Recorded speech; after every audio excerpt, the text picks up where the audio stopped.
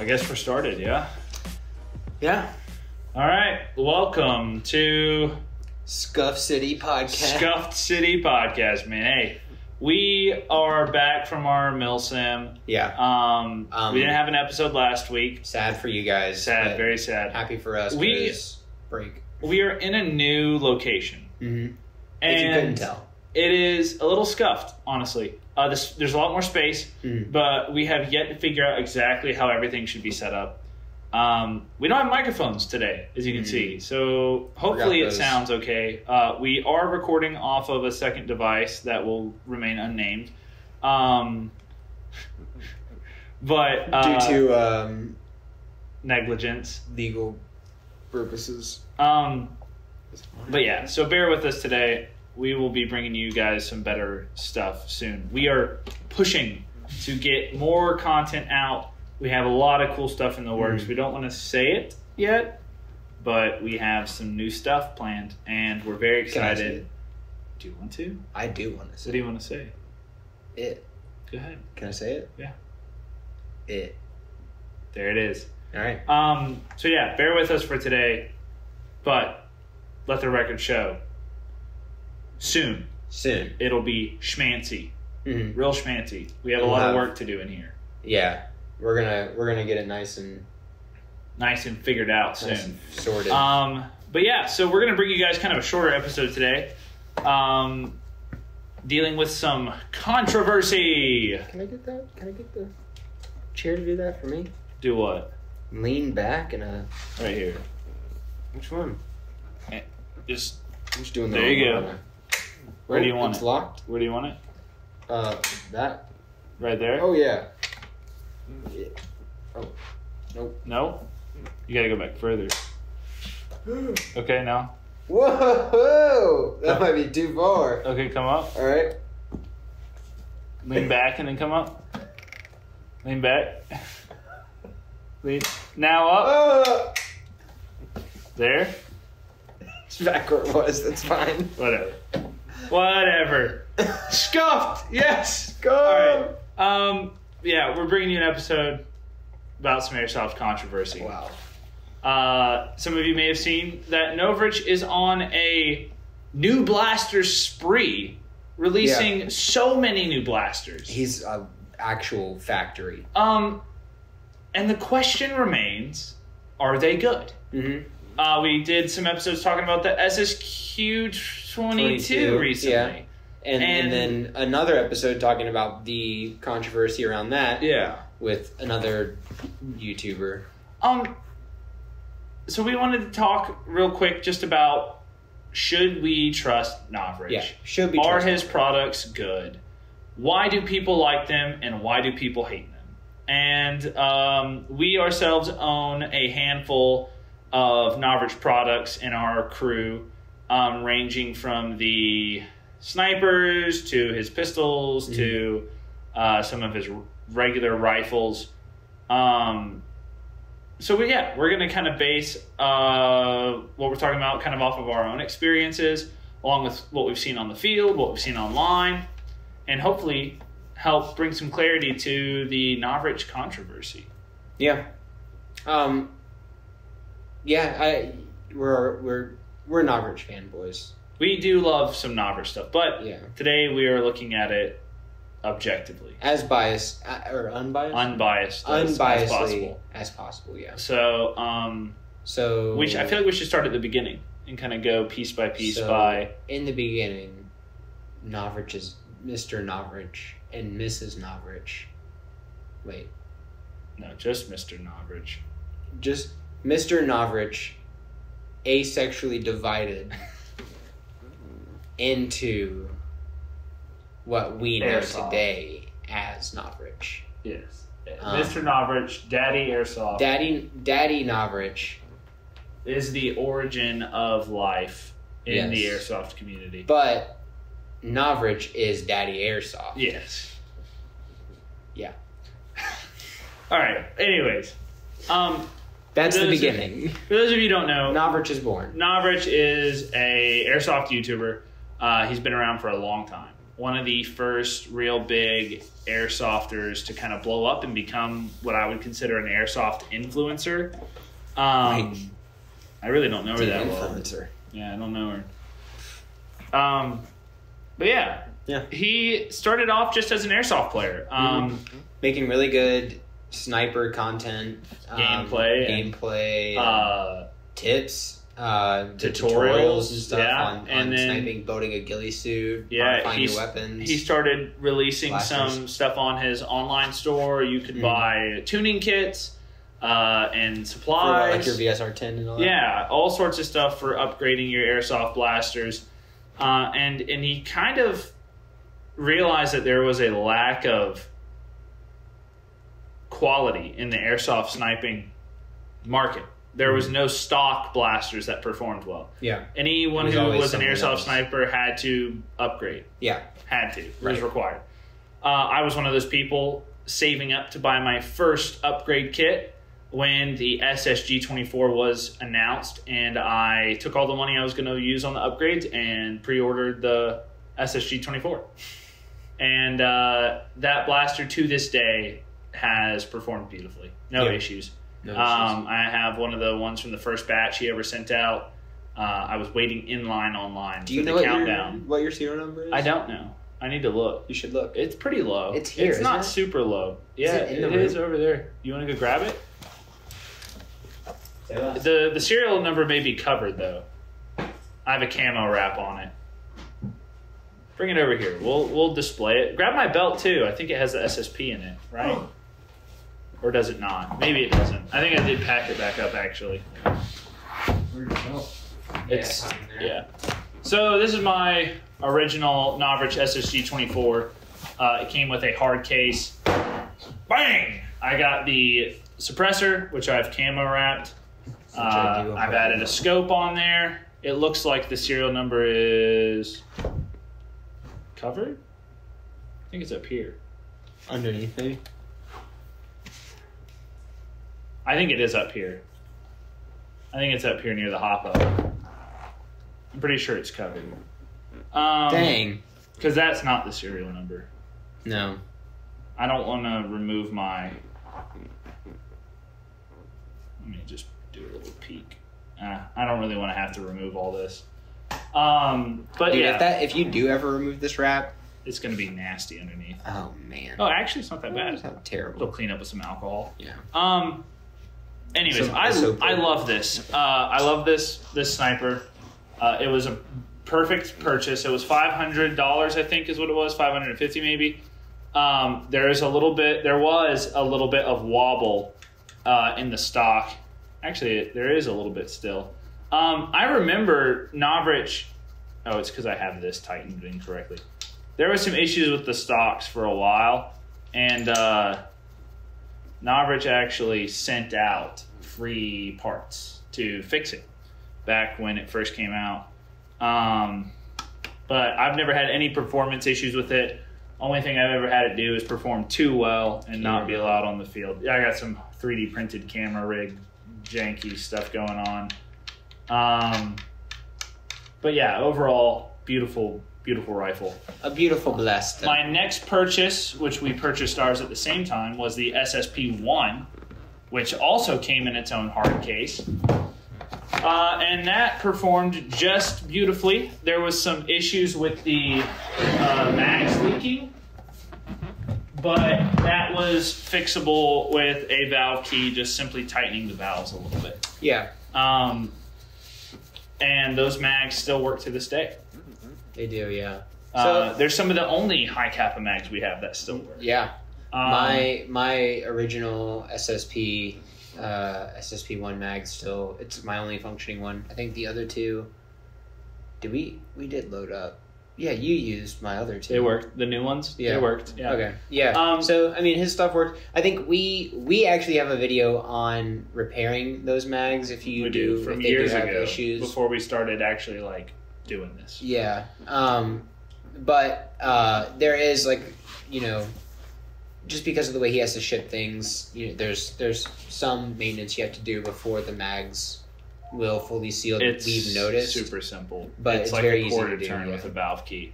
And that's not uncommon, I've found, for a lot of mags, that they need to be tightened when they arrive. Mm-hmm.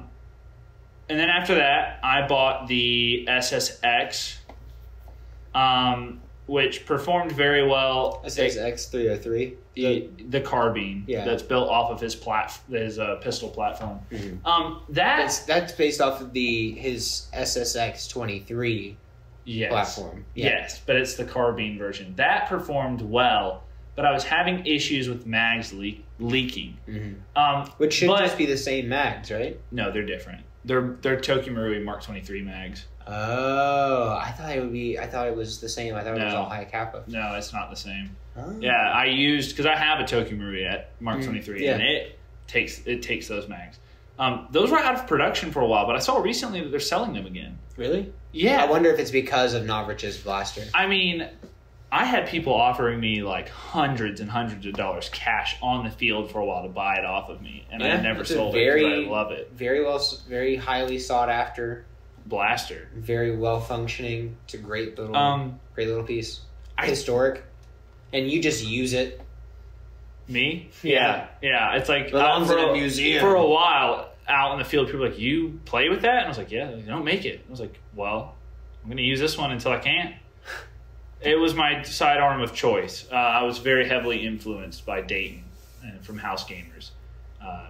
He was my daddy airsoft when I was getting into airsoft sniping. So the SSX 303, I think is what it is, the carbine. That one was leaking. I think it was because of the temperature, because I used it during the winter when it was cold. But when I did have times where the mags were working, it did work well. I was trying to use it as a sniper. I think that was kind of a mistake. I wouldn't put a scope on it. Yeah. I'd put a red dot or something. Maybe with like 1.5 to like 2 times zoom. Maybe his like red dot with the that's what I would use. Yeah. I'm looking to get that set up for my my M4, I think. Overall, it was good quality. It wasn't my favorite just because of kind of the circumstances of our own field here. Yeah. Like you really need faster fire. Like I don't even snipe anymore because our fields are so small. I basically would have to sit and spawn. Yeah. For everything. You would. So it's not really worth it in our local area. And then Schaefer Buttkiss, our second greatest sponsor of the channel, purchased the SSP2. He had some issues with that. I don't remember what those were. Remember it was jamming? Did we ever figure that out, or did it just stop? And my SSP1 does this too. But the hammer, when you rack the slide back, if you don't rack it and let it go and let it, push itself all the way forward, we found that it catches on the hammer. There's like a plate towards the back of the slide that catches on the hammer, and it won't slide all the way forward. And he was noticing that and dealing with customer support, and they basically kind of just told him it'll work itself out, and it will, and it does. He doesn't have any issues with it not cycling fully or like catching on that spot when he's using it on the field. I think it was mostly just like it should just be smooth all the way. Yeah. And it was just catching there for whatever reason. So it just has to be broken in. Yeah. And my SSP1 does the same thing. If I like rack it and then like kind of ease it back. Oh, I got you. But I guess you just rack it and see, what I do is I open it, put the slide lock on, mag, release. Yeah. I'm putting a mag in. Like, but if I'm clearing a jam, I'll take the mag out, clear it, put the mag back in. I gotcha. Well, but if you, for whatever reason, are not, and then if you're not in a hurry doing that. After that, our greatest sponsor of the channel, Benny S, purchased the SSG 96, which is supposed to be as similar to the SSG 24. Yeah. It's comparable. They don't sell the 24 anymore. It worked fine. I used it. I tuned it in for him, and I thought it was great. He wasn't a fan just because it was hard to see the BBs out in the woods because it's a little dark out there. Like the shade, you can't really see the BB traveling through that scope. But overall, it wasn't a huge problem. It performed well. There's not much to say about it other than that. And then it's a little bit shorter, isn't it? Some of the guys, it's a little shorter. Yeah. Some of the guys out on the field run the SSR, whatever, his M4. Oh, the SSR4, yeah. Yeah. So, and they love it. They all go crazy about it. Really? Yeah. Who runs it? That guy, Doc, he runs it. And there was another kid out there that I don't remember his name who came like once or twice. Huh. I had not noticed that they run the... Yeah. I didn't know they ran that. Okay. Yeah. So... I'll have to keep an eye out. And then the SSQ-22, you've been debating buying that or the new SS... what is it? SS... his G36. R36 or something? I think it might be, yeah. But he's got 3 variants of that. He's got a DMR, he's got a mid-range, and then a close-range kind of... Not SMG, but more like SBR kind of. Yeah. Any of those 3, I would love to have in my collection. So... another lightsaber to add to my collection. A fine addition to my collection. So... But I do want to get one of those. I think I am leaning more towards the 36, whatever, than his new one. I will say this. Seems like his AEGs work pretty good. Based off of my experience, there have been minor issues with a few of the products. Yeah. Minor fixable issues. And the idea is that you shouldn't have to fix them, right? But that is kind of part of Airsoft. I did order a Lancer that just straight up didn't work out of the box. Yeah. And I've ordered stuff in the past that, falls apart really quickly, like that M4 that I had by, isn't there like an Army Airsoft brand? Classic Army? Yeah, I had a Classic Army M4 that just didn't work. When? It's that really busted up one in the bin. It's like kind of janky. Yeah. The paracord wrap. Yeah. It just fell apart after like a couple weeks. So I think it's one of those things where you have to decide, like, for the performance that you get out of it, are you willing to put in a little bit of work to learn how to tune it properly, get all your parts, figured out, and kind of work on it a little bit? Yeah. Like I said, it's not much. Like the pistols, it's just a valve key that you need. For the sniper, I didn't have any issues other than a slightly wobbly stock that can be tightened. With the SSX, it was just really the weather is what I think it was. It's just the temperature. Have you tried it again since then? I haven't had a reason to. I love running my M4 and my RPK, so... Yeah. I think you have the most amount of Novritsch blasters. Yeah, I have 3. 4 if you count, because I have 2 SSP1s. That's true. And then no problems with the 96. That one issue where you had to break in the SSP2.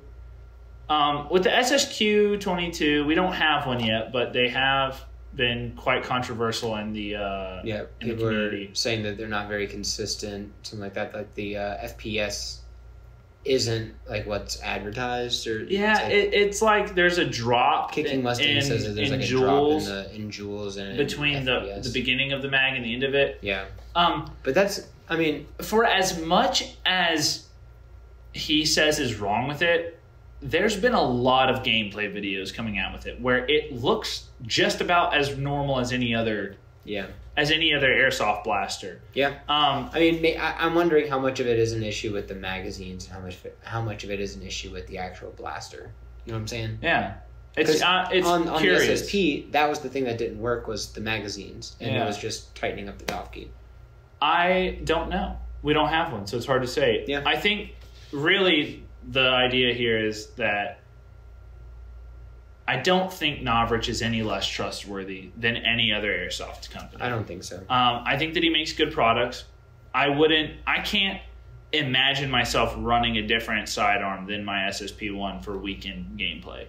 Yeah. I mean, I could get another one, but I'm so happy with it. It was a reasonable price. It performs all the time, no matter what. No issues. My sniper, I will never have another airsoft sniper unless I just wanted to get something weird. Like get like a Car 98 or something, you know? Like something odd. Wild. Like a Manfield. Oh, what was that they had at the G&G table? It was a Grand, right?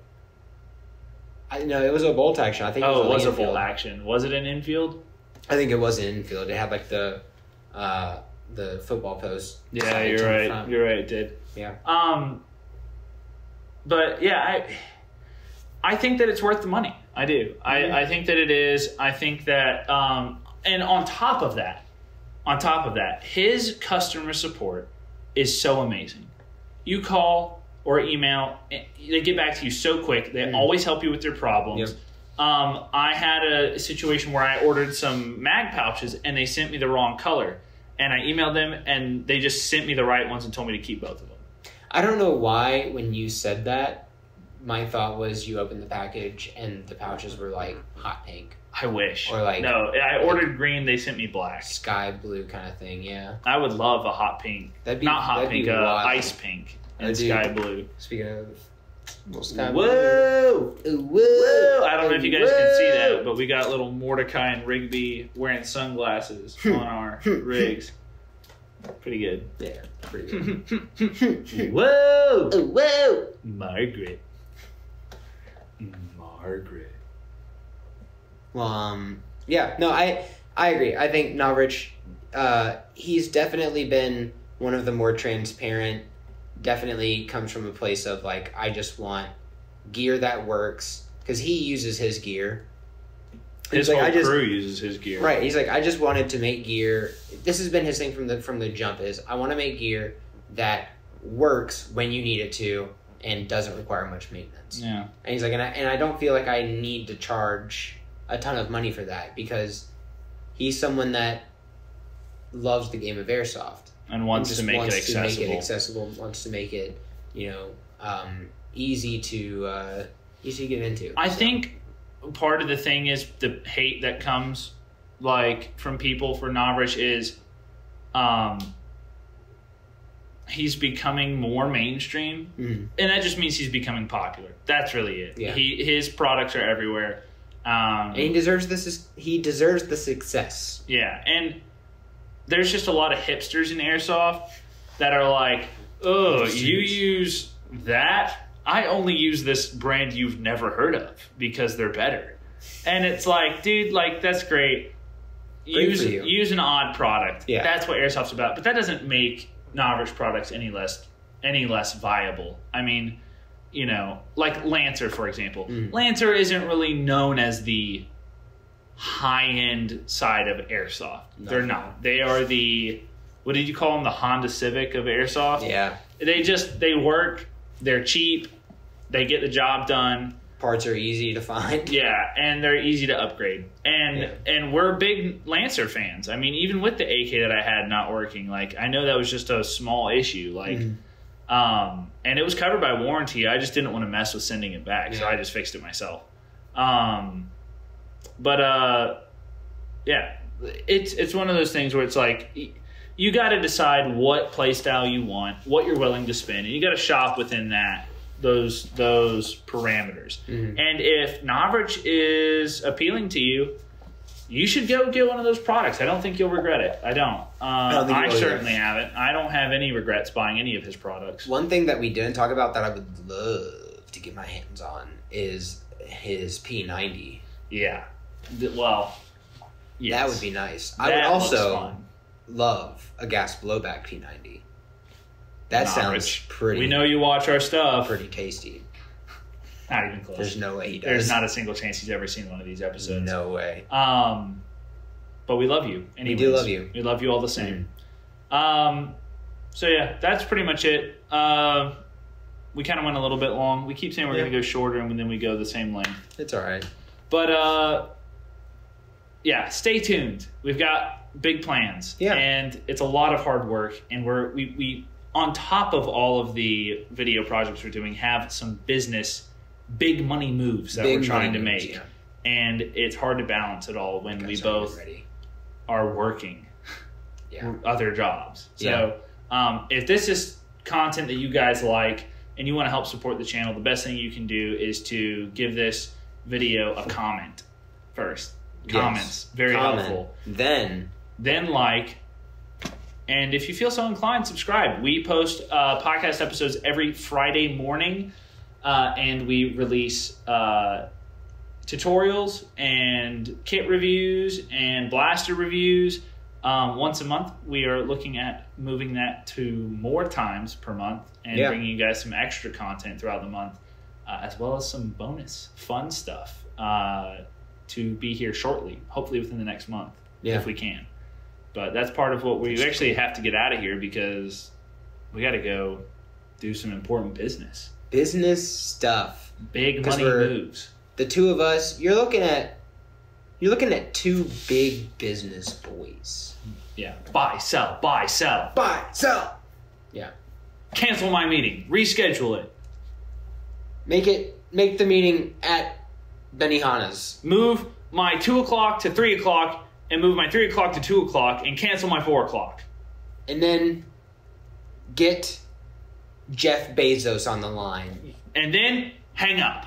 No. Put him on hold. Put him on. Get Jeff Bezos on the line and put him on hold. And then get Bill Gates on the line and then put them together. And try to get them to think they called each other. Gaslight them into thinking they called each other. Yeah. Business. I think that's reasonable. That's fair. That's what we're going to go do. If you want to stay updated on the most current Port City Airsoft projects, I almost said podcast, but Port City Airsoft projects, follow us on Instagram at port_city_airsoft. Bless you. Leave it in. And comment below what you guys think. We know that this was a little bit of a rough one. We're very rushed, and we don't have half the stuff we need to make this episode, but we got to keep pushing through. Plan is by next week to bring you guys some professional, more flushed out like we normally do. Yeah. We're just trying to figure out this new space, and we quite frankly don't have a whole lot of time. So thank you guys for watching, as always. Indeed. Stay safe out there. Keep your head on a swivel. Play Airsoft. But safely. Let's get out of here. Oh. Dude. You alright? I'm going this way. Oh, you're going that way? Oh.